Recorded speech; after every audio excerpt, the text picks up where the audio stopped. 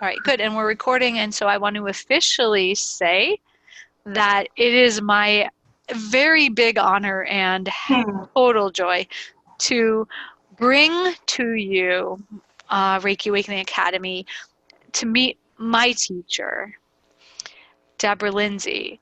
I've been studying EFT tapping, and I've been fascinated about it way before this, but I chose this program run by Deborah. I chose it because of its actual, like, just comprehensiveness, the support that I was offered as a student, because honestly, I think student support is super important, as all of you probably know, because I offer you 100% lifetime support all the time for Mhm. everything that you take with me, because I think it's so important. But I love that Deborah offers support, personal support, forum support, Facebook support, and WhatsApp support. I mean, like, you just cannot get more ability to be in the face of your teacher than what she's offering, and that means so much to me as a student. And also, like, I say yeah as a teacher, because I know how important that is, and I love that, and I cherish that, and try to also give that. So when I see someone offering what I'm offering in, Mhm. in all the ways, then and also the content is so comprehensive, and there's more than I could even take in the amount of time that I even have had so far. I Mhm. just say, whoa. And so, And yeah. honestly, that's why I took the class online, and I don't even teach it live anymore because I think, most of the time when people are taking the EFT training, too often they're taking it in a weekend workshop or they're taking 2 weekends. You can't learn it like that. You get a glimpse, you get a taste, but to really become a confident, trained practitioner who's going to be working with people who have real stuff, can't do it in a weekend. You need you need that almost I would call it college level support. You need a Really, and long term, like, really to be able to really just take your time and digest the information. But before we talk about that, let's get to know you. So I tried to put this in a little bit of a logical order, but you can feel free to meander wherever you feel that would need to go. But Mhm. tell us a little about you. How did you even end up here? Or what is, like, just who are you? Well, that's what I was saying a little bit before we started recording is that, I never expected this to be my life path.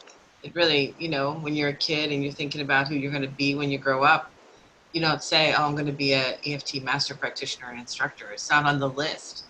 But, you know, what happened was I was actually working in the music business at the time. I had started myself a little business where I was helping people become famous for musicians.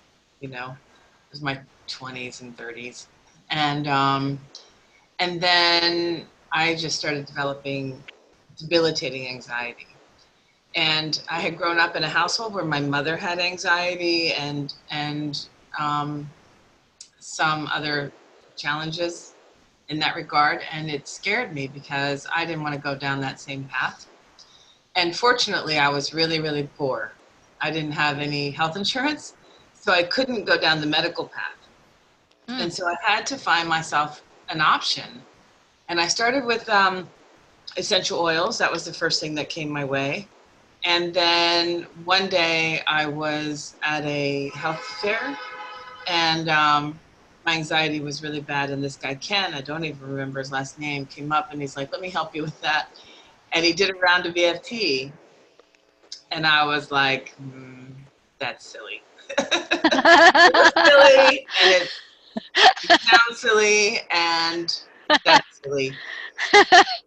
But you know what happened, Alice, was like I couldn't I couldn't deny what just happened.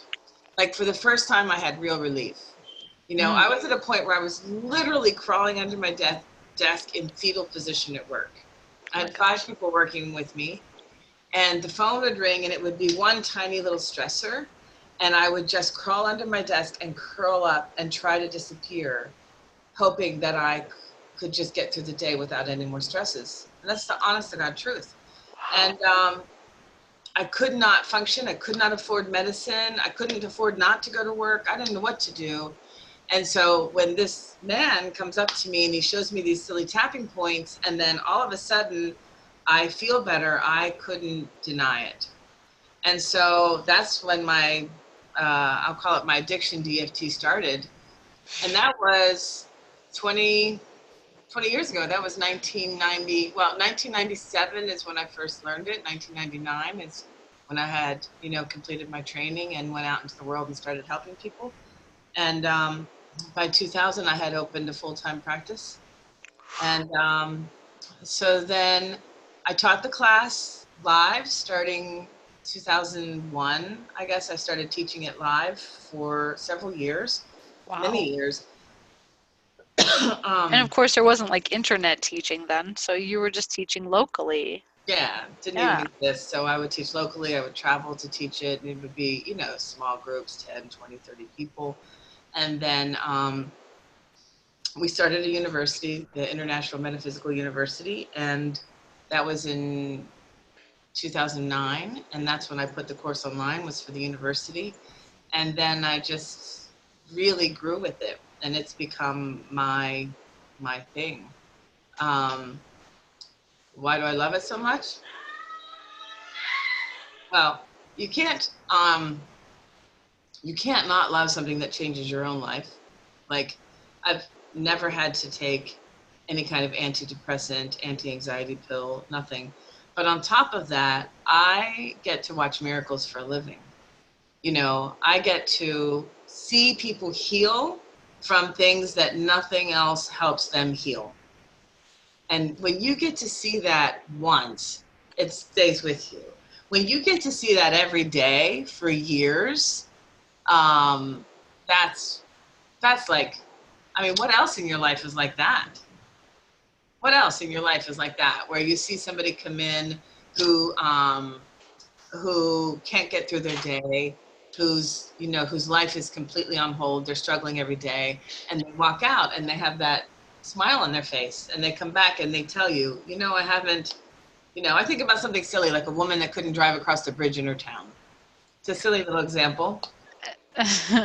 Couldn't drive across the bridge in her town. She couldn't drive across the bridge. She could get to the bridge. She would freeze. She couldn't drive across the bridge. She had this whole world she wanted to explore. She couldn't get there. She couldn't drive across the bridge.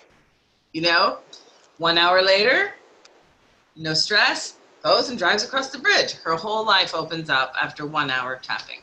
And that's just one example of 10 years worth of, or 20 years now of doing this. And then watching students go off and do it too. Like, what's more exhilarating than watching your students go off and change lives? Like, Oh, I know. it's like an army now. We've got an army. I've trained somewhere between 4,000 and 5,000 practitioners around the world now. Whoa. And, and if you've got 4,000 or 5,000 people out there helping people, even if they all only help one person, you've changed 5,000 lives. I know, right? Like, I totally feel that way about Reiki because, like, I train people to teach Reiki, and Mm-hmm. it's like lighting candles, and all I imagine is that they're lighting Oh, candles and the world is getting brighter, you mm-hmm. know? I love Yeah, that. I totally get that. I know that Mm-hmm. feeling so much. And with EFT, I feel like I can do even more. And, Mm-hmm.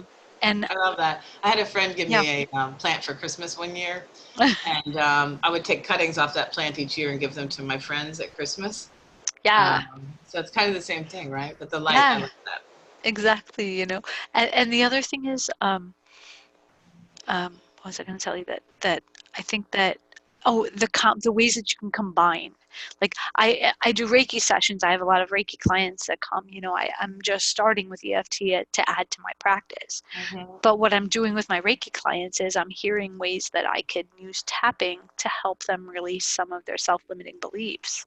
And so Mm-hmm. we'll do either tapping first and then Reiki, or Reiki first and then tapping, Mm-hmm. depending on what presents. And sometimes they're talking during the Reiki session, and I'm like, I could tap on that.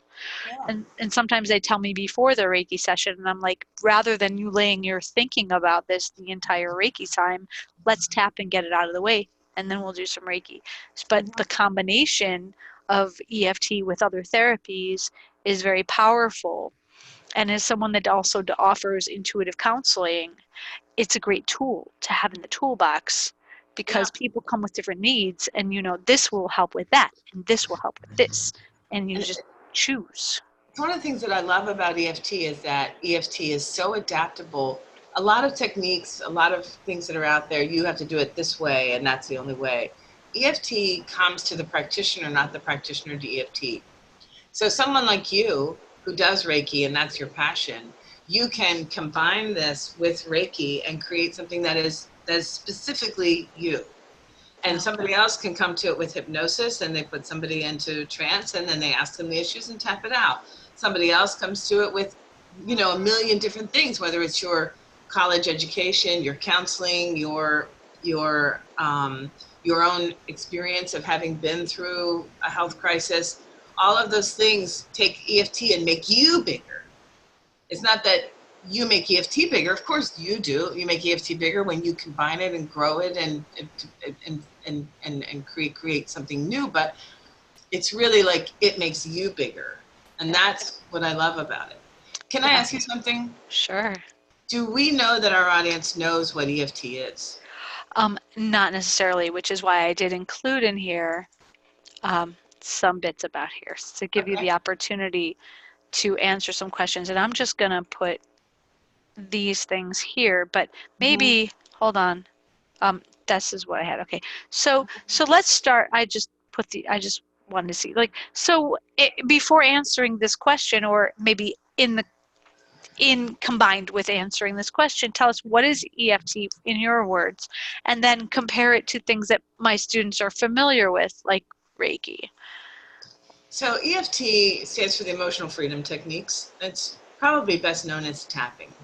Right. And what EFT does is it taps on various acupressure points on the body while tuning in to a specific issue, whether it's a memory, whether it's a limiting belief, whether it's a phobia, whether it's an addiction. And then it addresses the energy system while it's also connecting it with the limbic system in the brain.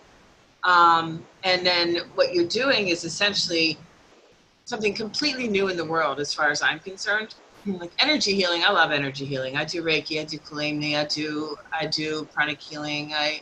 I have a lot of training in the energy industry in the energy field. But EFT differs from that because it's really the first thing in the world, as far as I'm concerned, that introduces a new field of healing, which is emotional healing. So what we have done in our history to this point is we have looked at healthcare as a physical issue. So we deal with the physical symptoms. We get some kind of pill that deals with the biochemical stuff, or we go to a doctor, they cut it out, or we have dealt with it as a mental health issue. It's a mental issue, okay? So you go to see a counselor or a psychologist, and they deal with it from that direction, or they deal with it as a spiritual issue or an energy issue. Right? So this is really like the encapsulation of how we've addressed healing to this time. But what we've never stopped to think about is the impact of your emotional health care on the rest of it. If your emotional health care is not addressed, your mental health care will be a problem. You're going to get something like depression. If your emotional health care is not addressed, you're going to age. You're going to get autoimmune diseases if you feel like you've done something wrong. You are going to have heart problems if your heart hurts and it's never addressed. You see, the reality that we have come to learn is that your history, your unresolved traumas, unresolved history becomes the biology that is the biography of your experience. So if you have an unresolved childhood, you had a very traumatic childhood with a lot of, sexual trauma, alcoholic parents, and those sorts of things, you can't mental your way through it because that's now stuck in your energy system. And that's the thing about EFT that's so phenomenal to me, is that it is the pioneer in emotional health care, where we finally say we have a way to deal with your trauma. We have a way to heal it. We have a way to heal your limiting beliefs. We have a way to get in there and dig out those things that are turning into physical physical ailments later. And that's why I think it's different from energy healing. Energy healing is wonderful. It's not, it's a little bit more of, too often energy healing is too much about you fix me. I'm the magician, I come in, I fix your energy, and then you feel better. With EFT, it's a very tactile experience, it's a very physical experience, and it's very much you doing the work to get well. And I think that's super important. Can you tell us some of your most powerful Oh, EFT Lord, experiences? so many. I will tell you, I'll tell you one that I love. I had this man come to me one time who was a quadriplegic. So he didn't even really come to me, to be honest. He was hanging out at the local, there was in the early days of my practice, there was a bookstore downstairs. Later we opened a bookstore, but in the beginning, there was a bookstore downstairs called Serenity Bookstore. And I loved it. And I had gone downstairs just to hang out with the owner during a break between clients. And this man comes in, and he's a quadriplegic, and he's been a quadriplegic for many years. He's in a wheelchair, and he can move. On one hand, he can move these fingers like this, and on the other hand, he can move these two fingers, this bottom two fingers, just a little bit, just enough basically to move his electronic wheelchair. And he has been in that position for decades, right? He was probably 45. He had gotten in that position from a four-wheeler accident. He'd had a four-wheeler accident, and he'd had that four-wheeler accident after being, so he had found himself in a bit of a depression and was using too much cocaine, and the result was that he got cut from his job, a job that he loved, that was like family to him. And it was so affecting to him, so emotionally affecting, that he went out that day and he got himself into an accident that left him a paraplegic. Now, I should also say that this is a man who had ended up with custody of his daughter, and so he was raising his daughter alone while in a quadriplegic, which I still, to this day, I'm like astounded by. Anyway, he came in, he was at the bookstore. I was like, I'd really like to try this. And a friend of mine who was a chiropractor was there, medically trained. And I said to him, do you think there's any chance I could hurt him? And he's like, no. So we go into the room next door. I couldn't take him to my office because I couldn't get him upstairs. So we go into the room next door, and we started working on these issues. Within an hour, maybe an hour and a half, I tend to give too much sometimes when I get excited. Within an hour, he could move. Now, he had been in physical therapy for decades. They never got him beyond using these three fingers. By the end of the hour, he was able to move this entire hand in and out. And the other hand was doing, the three fingers could move like that. He hadn't had that ease of motion in a long time. So that's a really fun story to me. I love it. The thing that was always frustrating to me was that he never came back. And I offered and I called, and that just comes down to, what we talk about in the class is able, willing, and willing. People, able, willing, and worthy. People have to be willing to do the work. And when you do something that profound, that transformative, people can freak out over it sometimes. So we have to learn how to take this at a certain pace. But that was one of my favorite stories. I love it. It's so powerful, and it's So amazing. powerful. Just like to have that big of a deal, just big of a difference with somebody that hasn't had anything happening for them for so long is really significant. I'll tell you something, Deborah. I mean, it may seem silly in comparison, but for me it wasn't. I was outside. I was outside. I had to move my chicken coop. I have four chickens. And I had a chicken coop in the backyard.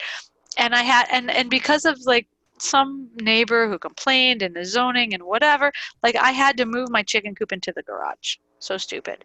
But yeah, my chicken coop is now in the garage. My chickens can roam freely in the backyard. Whatever. Okay.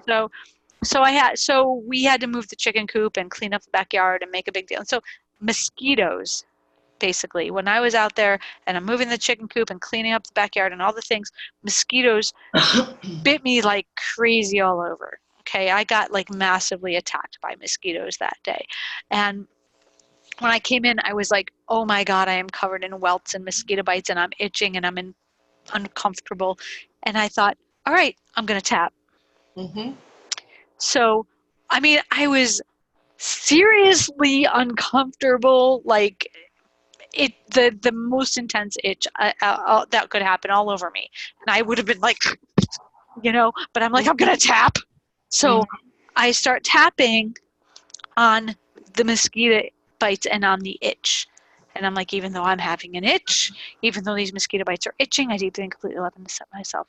And I'm this itch, these mosquitoes, this mosquito bites, this horrible itch from these mosquito bites, this incredibly annoying itch.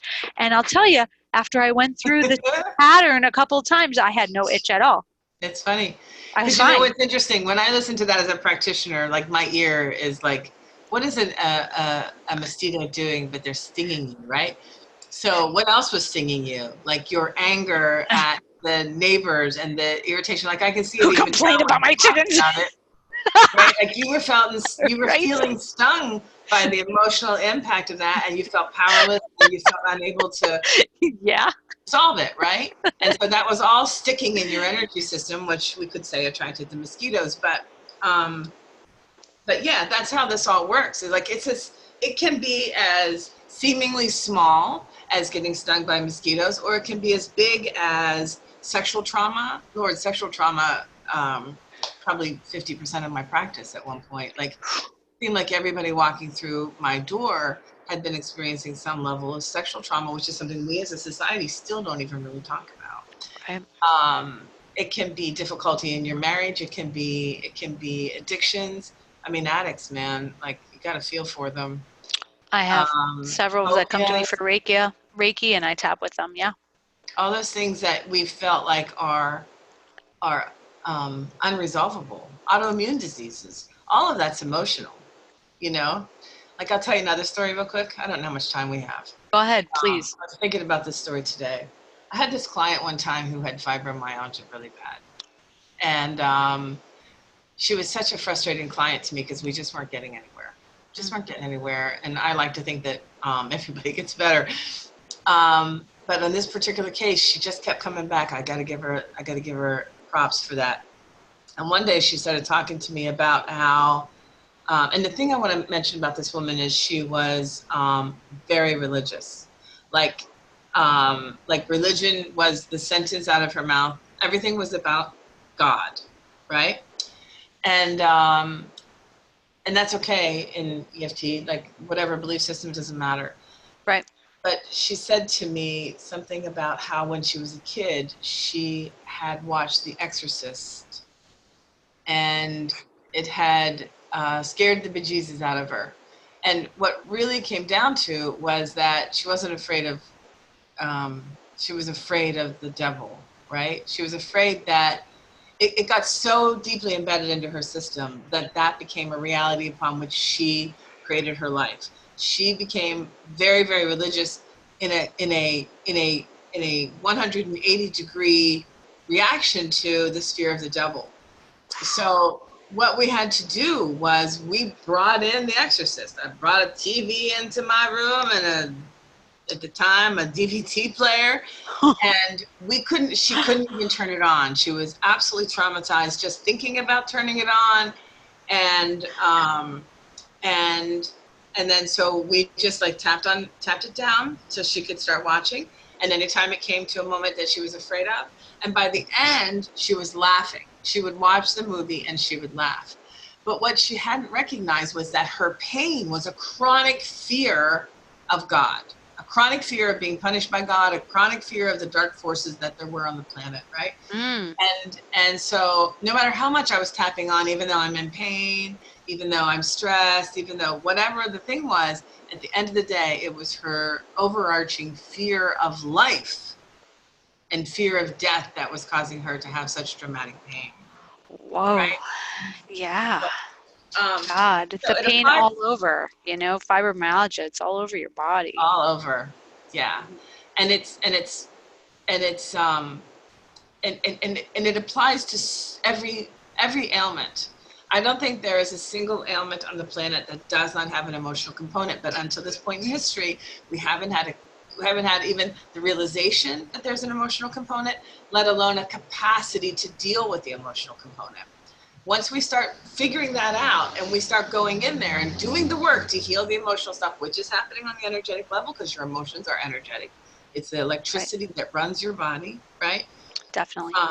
And in so doing, you can now use tapping to take away the symptoms of things like autoimmune disease. I mean, cancer has underlying negativities and fears, addictions.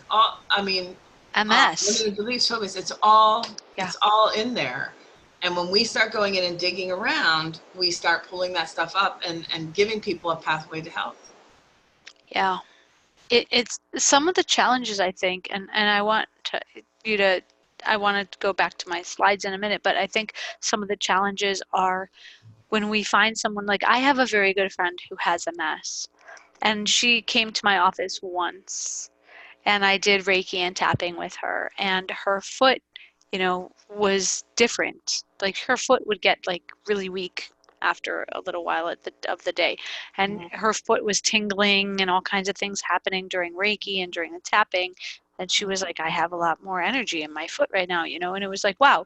But that was 2 months ago, and she Right. hasn't, like, I'm like, I need, like, the person needs to be like, this is interesting, I need more of this, like, so Yeah. that we can, like, let's do this like weekly, let's do 2 times a week, let's like get in and really do it, because they think, well, if it didn't happen, if it didn't get cured one time, but like, why have that expectation when you're going to your doctor so often and you're taking your medicine so often? Like, this should be treated the same way. So much of what Right? we're dealing with is propaganda and mindset. Mm-hmm. People don't know another way, and every time you see anything about alternative healthcare on the news or on sitcoms or whatever, it always portrays people who are studying or seriously practicing alternative healthcare in a sort of Phoebe Buffet kind of manner. From Like friends. like we're Yeah. talking to our dead mother like she's a cat kind of thing. Um, and so it gets diminished, and it can be demoralizing.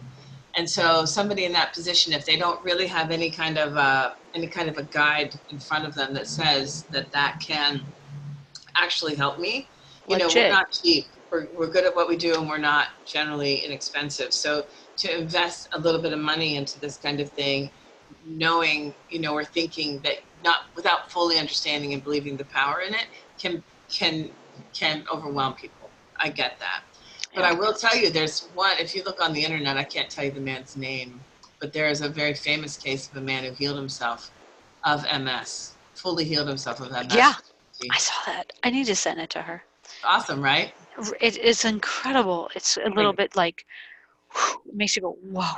Like, and I'm a little bit like, I had somebody that said to me, he works with, it's a fitness club it's called Soldier Fit, and they have a lot of like ex-military people there, or whatever, people that are still in the military but they're home, in this fitness club, and he asked me, I'm in the Chamber of Commerce, and so like we had a little like group meeting of health professionals, and he said, can you work with PTSD? And I'm like, yes.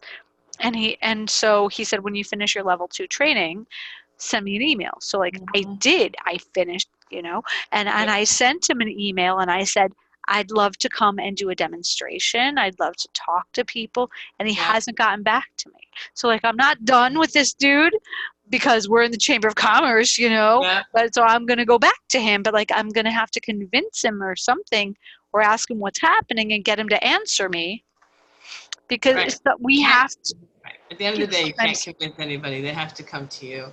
But I will got tell to you, work a little. yeah, you got to work a little. Let them know. Give them the information so they can make a decision. But PTSD is gold.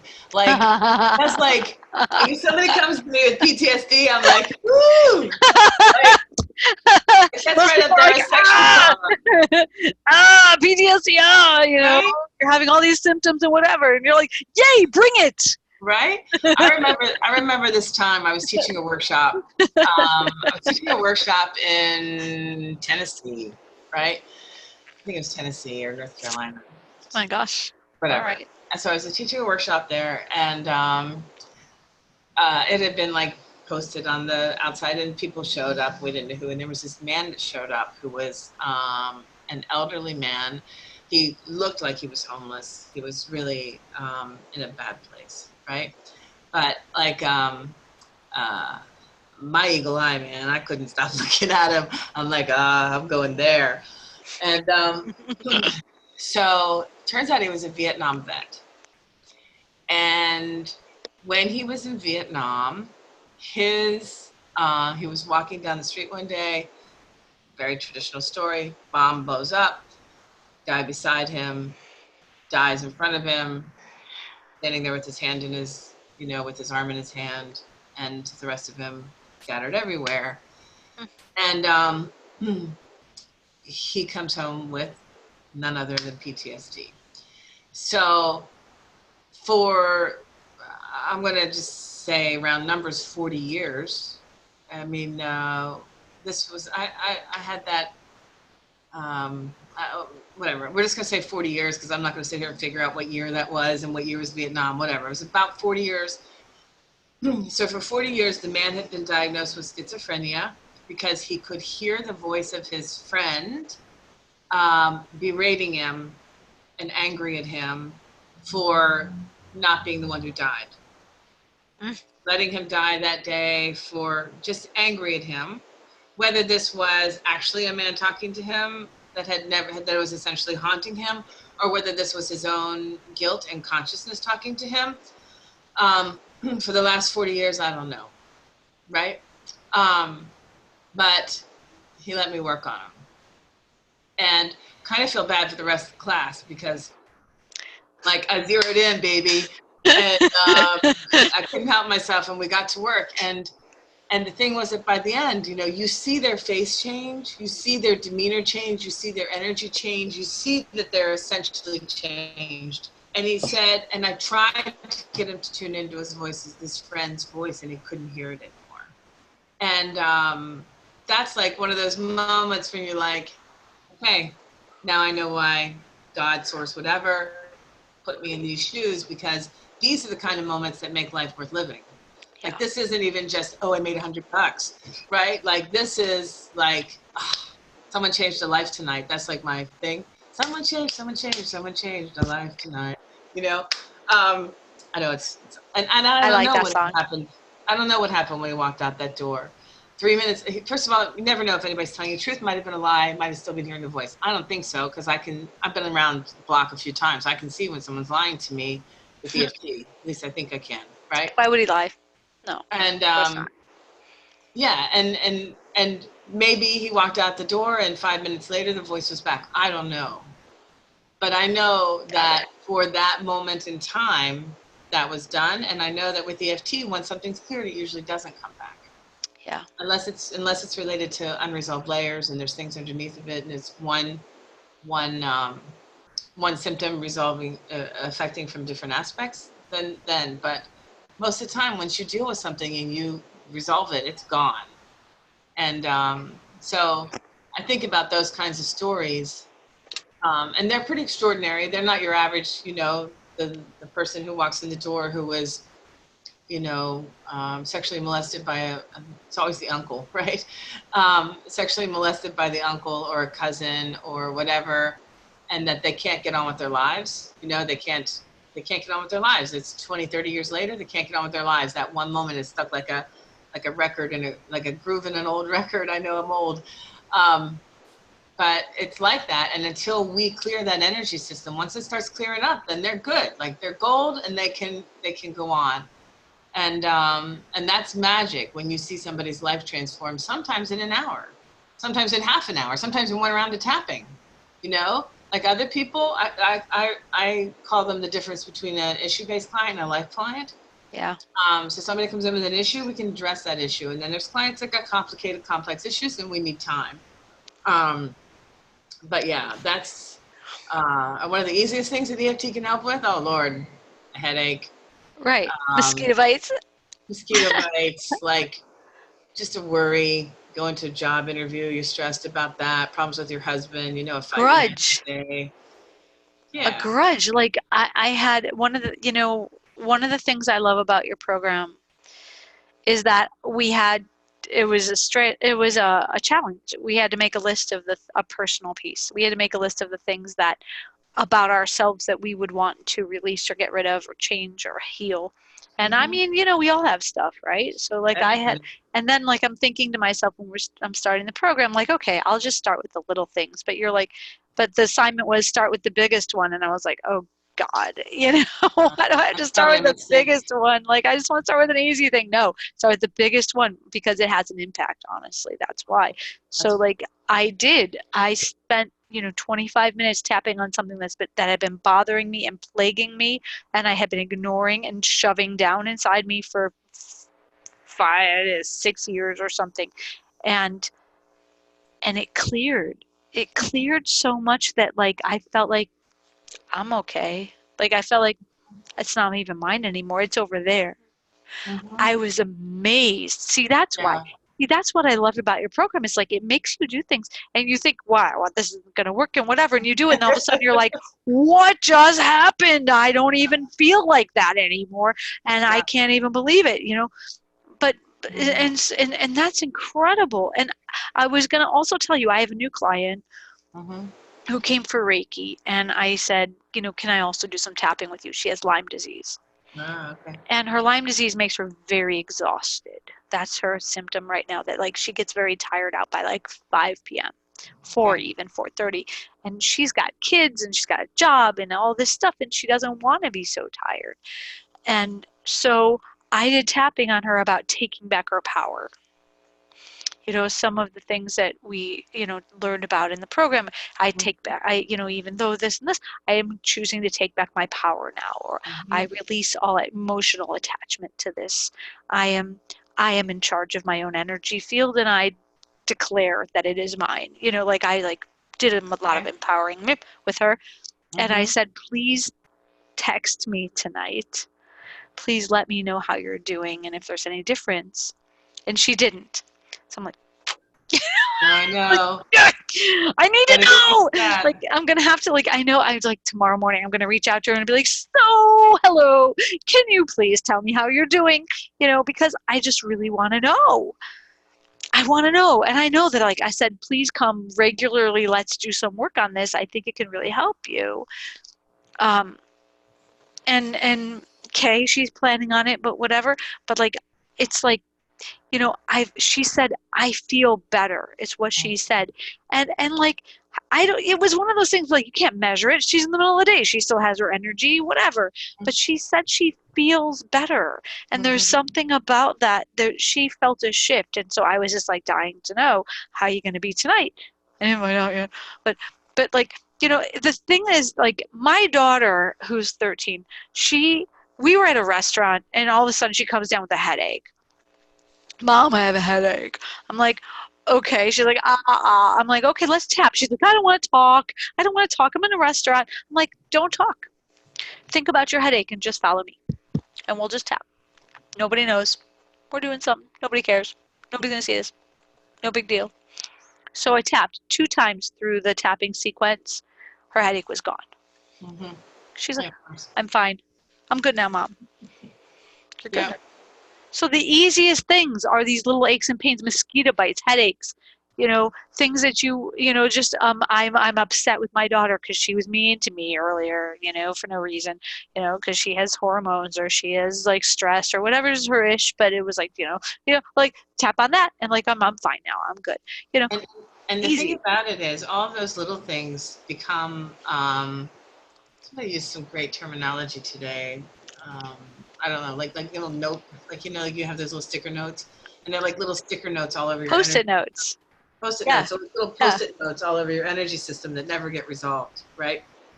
And and the thing that's fascinating to me is how every aspect of your life is affected by those unresolved emotions.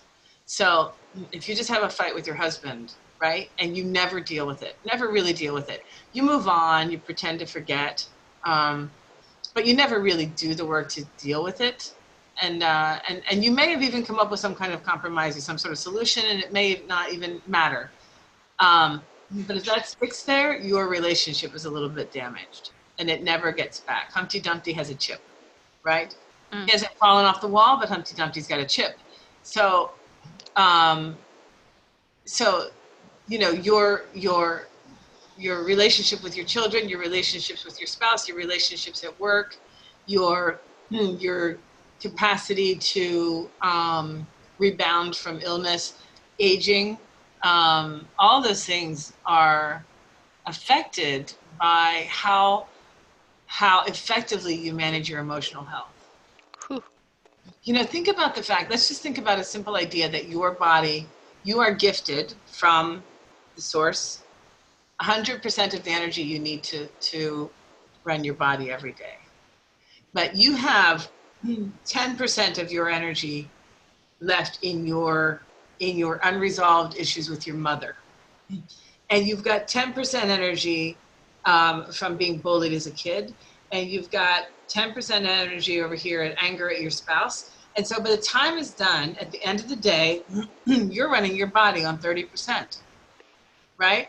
Because all of your energy has now been sent out on missions of holding on to these, what we would call echoes, these unhealed pieces of yourself that are out there holding everything in place because they never get a chance to heal. And so at the end of the day, you don't have enough energy to get through the day, let alone enough energy to heal, let alone enough energy to keep your body from aging. Right. See? Yeah. And so all of those aspects of your life are tied into your emotional health. And as a society, we still don't even acknowledge it. That's fascinating to me. You know? Yeah. We're really on the cutting edge, or the minority, or whatever, to the enlightened few, or however you want to see it, that actually have a concept about how much difference this makes. It's really true. It's amazing what we carry around with us, but even what we take from other people affects us as well. I Sure. I have a class I'm teaching at Montgomery College, and I took one of my students and I said, stand in front of me. And he stood in front of me. He's this, like, young kid. He's 20s. He's all buff and everything. And I said, hold your hand out like this. And I said, hold it strong. And I pushed him. I'm like, it's hard to push. Okay, good. And then I held my other arm, like, and I went like this. I just, like, wiggled it like it was weak. I just went floppy, floppy, flop with my arm. Same arm as the one that he was holding out. And I said, hold your arm out again. He held it out, and I was just like, phew. I could push it down with 2 fingers. He couldn't hold it up. And I said, and he was like, what just happened? And I said, this is the effect that we have on each other. And you don't even know me. I'm like, this is our first day of class. I said, but what I'm trying to show you is that we're not living in a bubble. We're not living in our own little place. We are all affecting each other, and just looking at somebody can change your own energy. Well, not even to mention the fact that we're affected by the unresolved issues of our ancestors. Right, our ancestors and the people around us. There's a whole field of epigenetics with people who are indicating that if their parents had trauma, that they're still carrying that they carry that trauma around with them. I remember the first time I read about a woman whose family had been killed in the Holocaust and how she still would have nightmares about it. I was like, oh, that's secondary. And then I realized, like, no, like, she's actually experiencing the trauma of the ancestors. Oh, yeah. So that's a big thing in Jewish tradition. Jewish, like, families. Yeah. Yeah. You're healing everything in every direction. You can even heal a broken relationship with somebody who's dead. Like, oh, definitely. All those things are doable because energy is non-local and it doesn't know space and time. Right. So, and look what you're doing for your future generations too, for your children and their children. It's amazing. So that's some of the surprising things that EFT can do that you wouldn't even think about. Like, oh, well, it can help me with mosquito bite, or it can help me with my anxiety.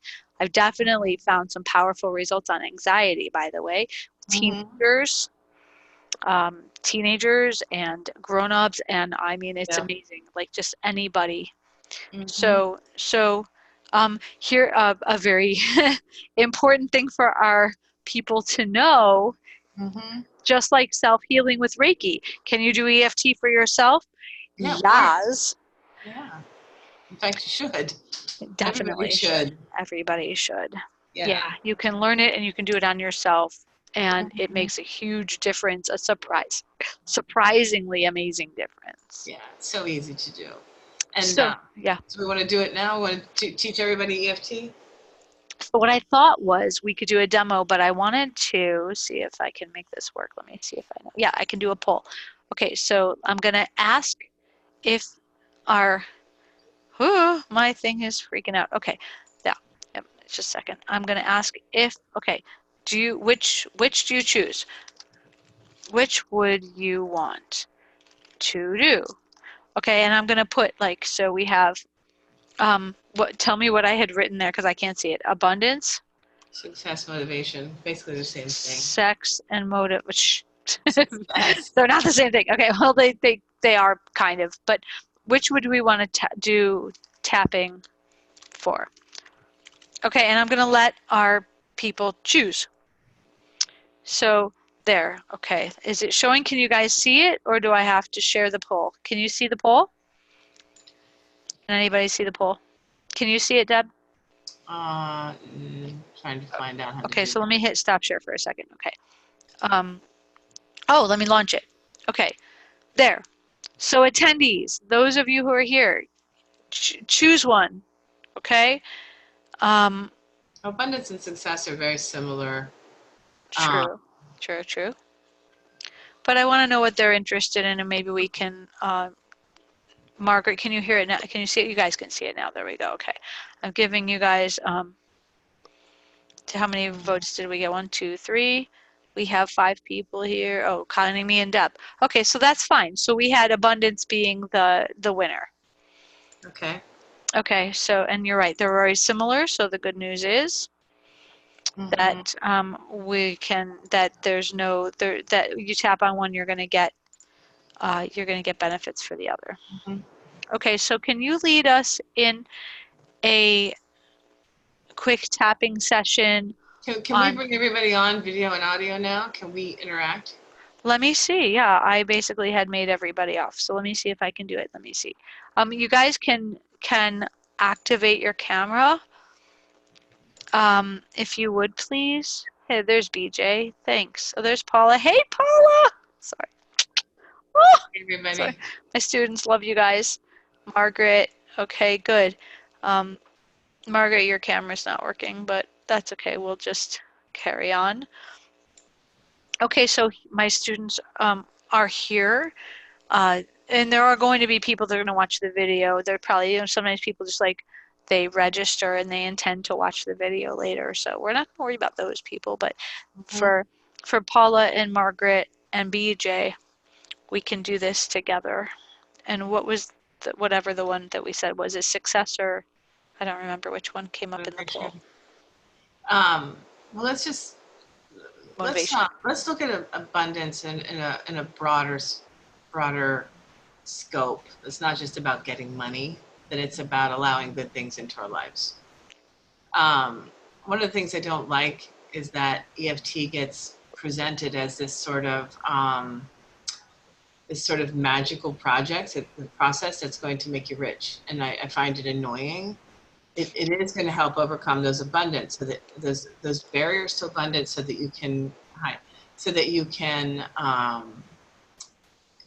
enjoy more in your life. But I get a little, I don't know, activated at the idea that EFT is being used for everybody to make $1 million. Like there's a very famous practitioner online who's tapping for $50,000. So you do a few rounds of tapping, and all of a sudden you're going to make $50,000. So we can do that if you want, but it's a little inane.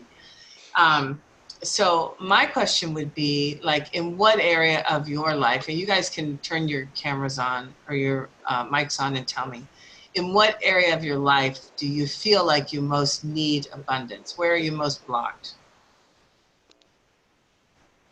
BJ?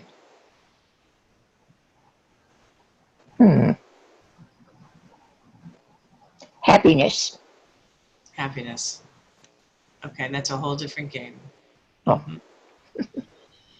No, it's good. And the next one is Paula. Hear me? Yeah, Paula, where are you having your blocks? Probably the same thing. Happiness.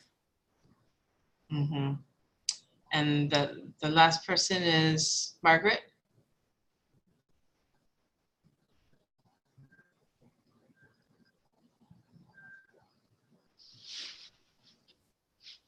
Margaret, can you turn on your mic? Here, I can unmute you. Maybe. Margaret, can you hear us? Yeah, I can hear it. Okay. That's a tough one. I'm okay with happiness too, I guess. Let's look at that for a second. I just want everybody here to take a second, and I want you to, on a scale of 0 to 10, 0 is I'm so unhappy I could die, and 10 is I'm so happy I could fly. Where are you on that scale? Somewhere in between. Like how let's just use, I'm going to use unhappy. How unhappy are you? So are you unhappy to a 10 degree? Are you unhappy to a 5 degree? Are you unhappy to, like, 1 is I'm very happy. Okay, so we're going to do unhappy. How unhappy are you? BJ? 3. You're 3 and unhappy. So you're quite happy most of the time, or Yeah. the other way around? Okay. And Paula? Likert scales, gotta love them. How about this? I don't even need to know the numbers. Everybody knows your numbers in your head of how unhappy you are? Okay. So let's just see if we can make a little progress on this. This is real general tapping, and I don't know.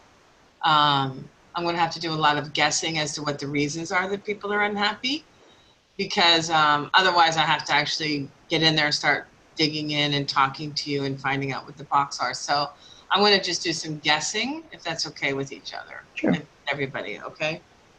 So what we're going to do is we're going to start by tapping on this little table on the outside of your hand. It's right here in the center.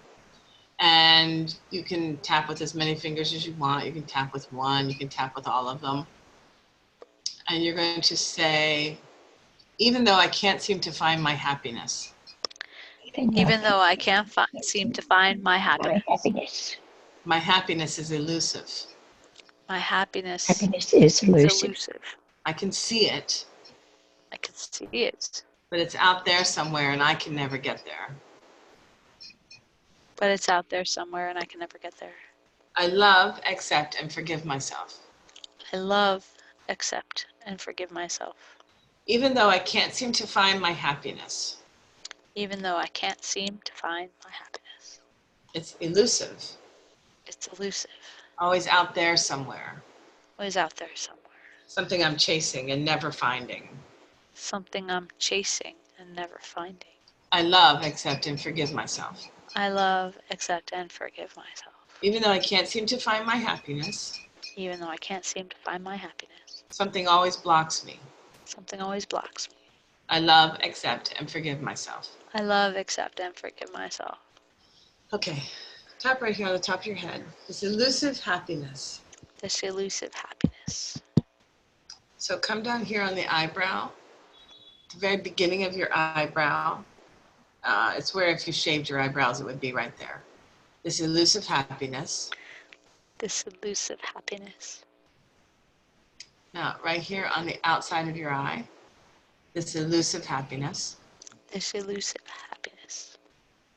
So you don't have to be tapping so hard it hurts.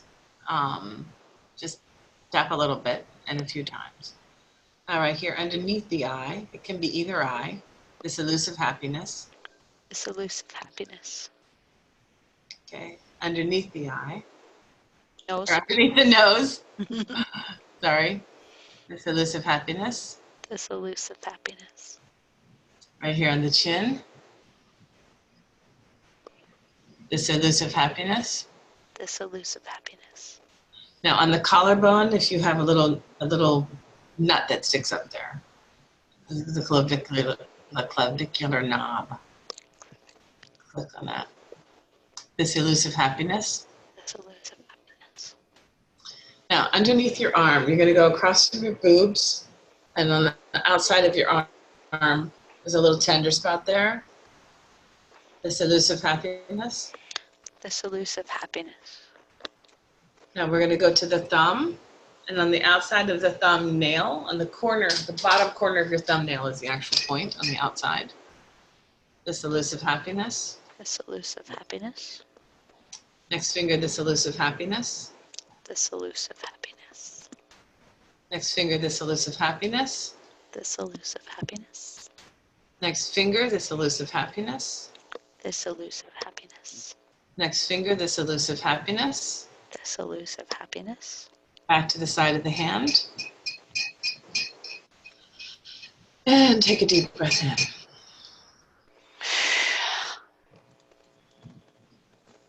Now, that's a very, very broad subject. So it's so broad that it's very difficult to get much in the way of results, certainly with around tapping. But do you guys feel any change? Do you feel maybe a relaxation or anything? Do you feel anything, DJ? Lighter. A little lighter. My chest area is much lighter. Yes. Paula? Yeah, I'd say similar, kind of, like a little more relaxed. Yeah, and Margaret, did you feel anything? And that's really what we're going for. But let me try something a little bit more specific. I'm going to go with, I think happiness tends to do with love. I think that love is the energy that makes worlds go round. And I'm going to ask you all to, oh, sorry, Alice, I didn't even ask you. I'm good. Yeah, I was at a 1 to begin with. I'm a pretty happy person overall, but I thought it was great. So I'm totally in there with you. So I want everyone to take, I want you to find someone in your life who has disappointed you in love.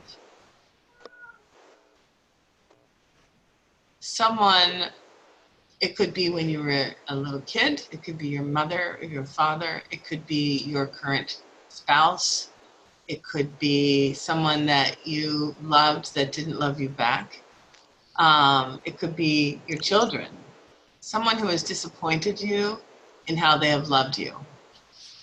And I think this often comes down to when we're children, you know, that unconditional love that we get as children, where people just pick us and grab us and toss us around, and how we never get that again as adults. So we're always sort of longing for that a little bit. Can everybody find someone that has disappointed them in love? Yes. So now what I want to do is I'm not going to say anything specific. But I want you to think about that person and that experience that you have with that person while we're tapping. So tune into it for a second and see what number you are. 10 is maximum pain, 0 is minimum pain. Okay, and we're going to just tap one more quick round. Okay? I don't know if anything's going to happen or not. Again, very general topics, very general topics. Very, very general. One round for very big topics, but let's see what we get. Okay? All right. Even though No. my heart hurts, No, my heart hurts. I love, accept, and forgive myself. I love, accept, and forgive myself. Even though my heart hurts, Even though my heart hurts. I love, accept, and forgive myself. I love, accept, and forgive myself. Even though my heart hurts, Even though my heart hurts. I love, accept, and forgive myself. I love and accept and forgive myself. I loved the best I could. I love the best I could. I was worthy of love at every moment. I was worthy of love at every moment. And I know that on some level, And I know that on some some level, level, they loved me the best they could. they loved me the loved me best the best they they could. could. Top of the head. My heart hurts. My heart hurts. Okay. Eyebrow. This pain. It's pain. This pain.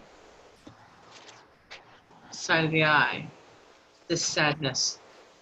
This sadness. Under the eye. This disappointment.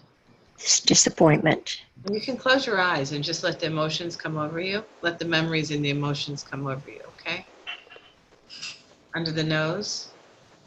My heart hurts. My heart hurts. Chin. Disappointment and pain. Disappointment and And pain. pain. Collarbone. This disappointment and pain. This disappointment and pain. Underneath the arm. This disappointment and pain. This disappointment and pain. Thumb. This powerlessness. This powerlessness. Next finger. I can't make them love me.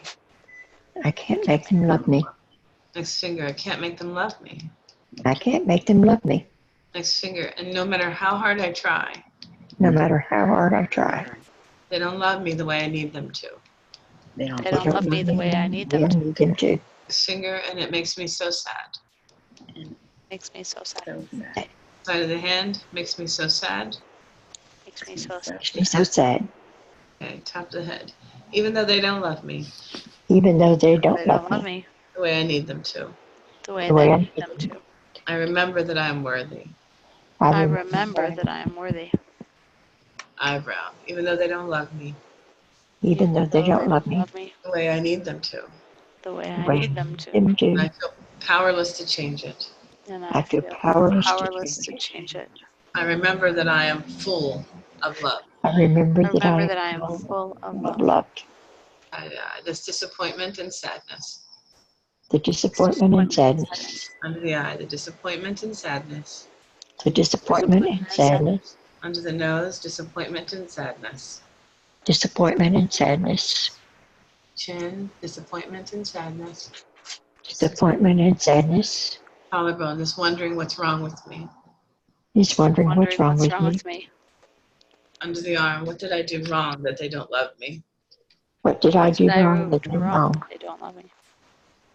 Thumb, what did I do wrong that they don't love me? What did I do Did I do wrong that wrong they don't that love they me? don't love me? Pointer finger, what did I do wrong? What did I do wrong? Middle finger, maybe I did nothing wrong. Maybe I did I nothing did nothing wrong. Ring finger, this knowing that I am love. This knowing that I Knowing am that I loved. am love. Pinky, this knowing that I am love. This knowing that I am I am loved. love. Side of the hand, and I am enough. And I am enough. Okay, take a deep breath in for me.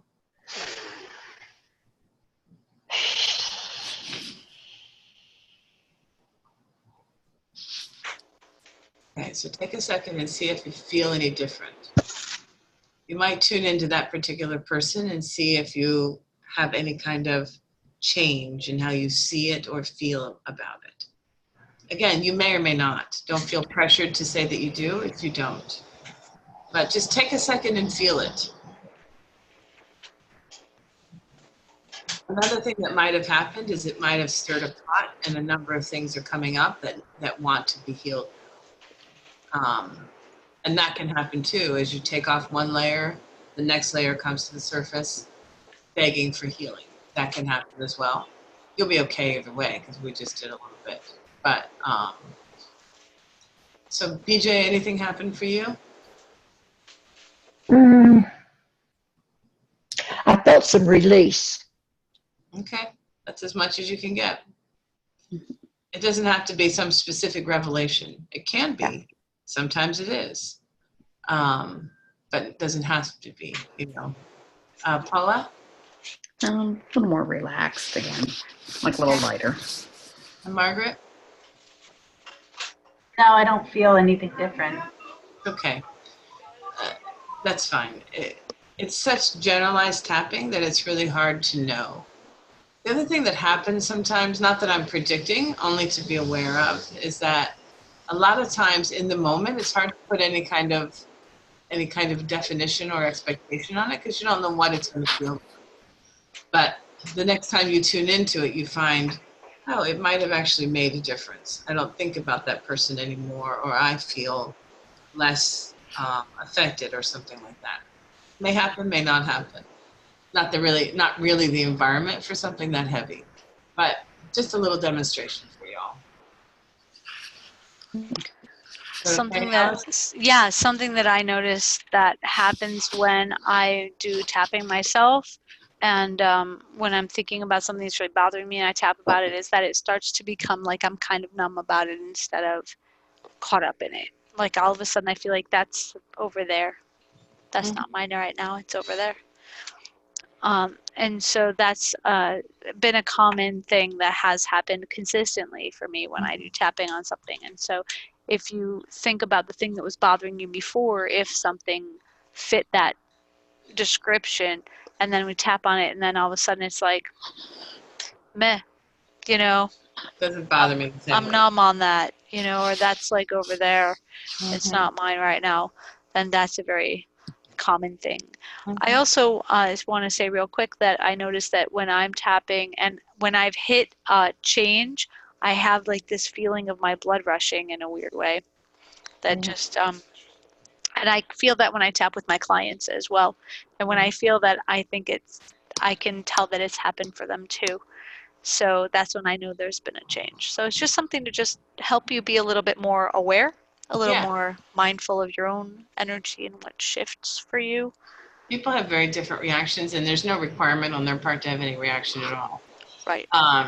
But sometimes their face gets just relaxes. Sometimes people sigh. Sometimes people will burp.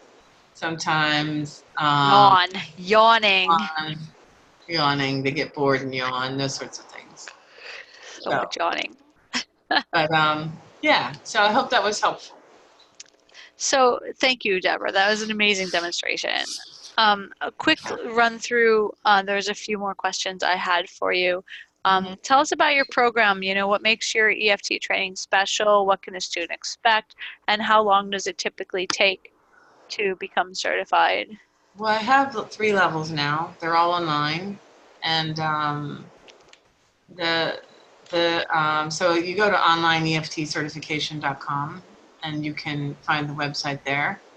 And it's the level 1 and level 2 are combined together. Level 1 is all about self-healing. And level 2 is where you take the techniques that you learn while practicing on yourself and working on yourself, because I feel like it's important for a practitioner to have done their own work. And here, I put the link in the chat, you guys. Yeah, and then moves them into level 2, where they're now learning how to work with others. And I recently released my level 3, and my level 3 is about learning how to work with it's master practitioner training. That's for people who are going on to work with, life clients, people who have chronic ongoing issues. What makes it special? I think the flexibility of it. I like to think that my experience makes it special, and that you have me there guiding you along the path. What can a student expect? I think you can expect your life to be transformed.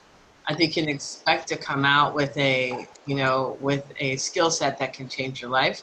Not only will you work on your own stuff as you go, but now you have a capacity to help others. And that's pretty amazing. Sorry about that. How long does it take to get certified? Maybe that's our indicator, because that's probably not stopping anytime soon. Oh my God, is that a Panama thing? No, I'm just kidding. I live in the city. Guys. It takes about 45 hours in general to get certified. Oh, thank you, Lord. It takes about 45 hours to get certified, and again, that depends on you, because a lot of it is the work that you're doing to actually apply the information that you're learning in the course. So in level 1, like I said, you're working on yourself. Level 2, you're working on other students. And then finally, you're working with people in the real world.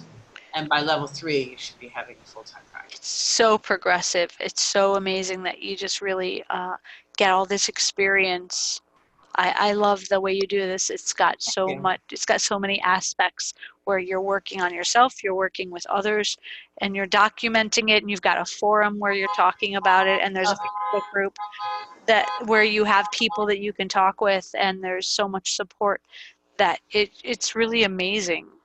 Thanks. So I have this link here, and I put it in the chat to go to Deb's website. I mean, I wanted to introduce you guys to my teacher.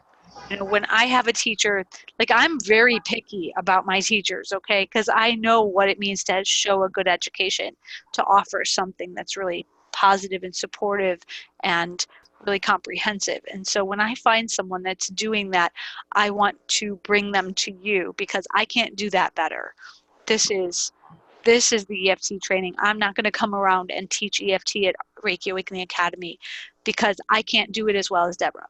So this is why I brought her here to teach, to show you, to introduce her to you. You know, I want you to tell them also, there's not only the program itself, but there's this mentorship program to help people become professionals that I think is outstanding.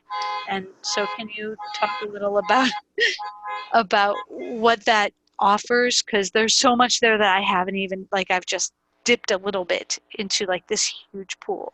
Well, one of the things that always bothers me, it's bothered me for a long time, was people take the training and then they just kind of fall off the cliff, and I don't see from them or hear from them other than calling me with questions or whatever. And the training is only so important. It's the practice itself. It's going out into the world and helping people that really matters. So we created the mentorship program with the intention of helping people in the long term. So it's designed there to help you go out and actually create your practice and to be successful in the world. You've already talked about what the level 3 training covers. So now is an opportunity where I want to offer those who are here and who've come and hung out with us this evening to ask any questions that you may have. Does anyone have a question for Deb? There's no requirement. I have one question for you. Yeah. This may sound like a strange question, but can you use EFT with animals? Yeah. Mm-hmm. Yes. Animals, kids. Even surrogate tapping, which is like distance healing with tapping. Can work on dead people for that matter. It's a little extreme there. Yeah, you can. But you're not going to tap on the dead people. You use surrogate tapping for that. Surrogate tapping. Yeah, so animals actually get well really well, and it's really, really fast, and it's good to do if you have an animal with, you know, a lot of animals have anxiety or separation anxiety or PTSD. A lot of them emotionally, you know, because animals absorb all the energy of the people around them, and so if they're highly intuitive, they can walk away with anxiety or so forth. So EFT can be great on that. Yeah, good question, Paula. Thanks. Yeah, that was. And actually, there are whole courses of EFT for animals. Not through Deborah, but Not mine. But that's okay. We specialize, you know, we specialize in people.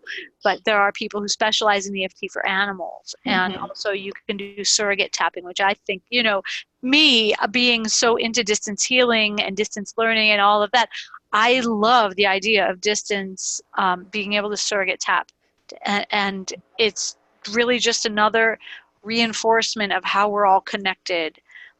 Tomorrow morning in your inboxes, you're going to get the email that I put out. You know, I always put out a newsletter every Tuesday. I wrote about being how connected we are to everyone and how that shows. So it's in the forefront of my mind, but surrogate tapping is another way that it's obvious that that's a thing. So anyways, I just want to super thank Deborah. Like, you are an inspiration to me, and I hope that my students who are interested in tapping will consider your program. Yeah, because it's outstanding, and I cannot recommend it more. And I very rarely say that. I am, like I said, like very, very picky. I have a very high standard because I know how hard it is to teach and what it takes and to really offer that student support, and you do it. And so I'm just so grateful. Thank you for giving us your time tonight. We got a world to heal, and it takes an army to do it. Yeah, I'm working my way through level 3 to do what I can on the big level here. Good. But Good. yeah, I just am so grateful to know you. I'm so glad I found you, and really happy to introduce you. And I'm happy for anyone that's watching the recording of this. I know you're going to be massively inspired. And please ask me any questions if you want, or reach out to Deborah. Anyway, everybody, thank you for being here. Deborah, thank you so much for your time. Thank You've you, been Deborah. amazing. Good Thank night, you. all. Good Nice Good night. night. meeting you. Okay. All right, Bye. I'm going to stop recording. Everybody have a great night. Thank you for coming. Good night.